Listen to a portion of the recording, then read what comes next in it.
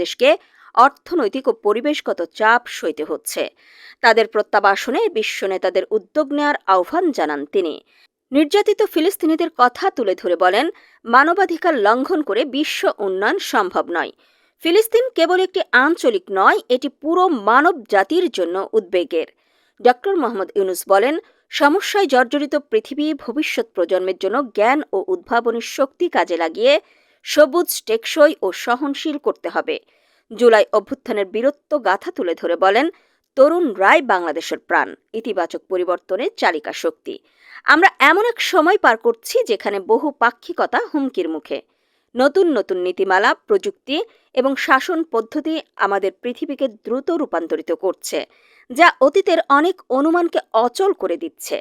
এমন প্রেক্ষাপটে সহযোগিতা বাড়ানোর উপর জোর দিয়ে তিনি বলেন, এখন আঞ্চলিক ও বৈশ্বিক সহযোগিতার পুনরুজ্জীবনের প্রয়োজন।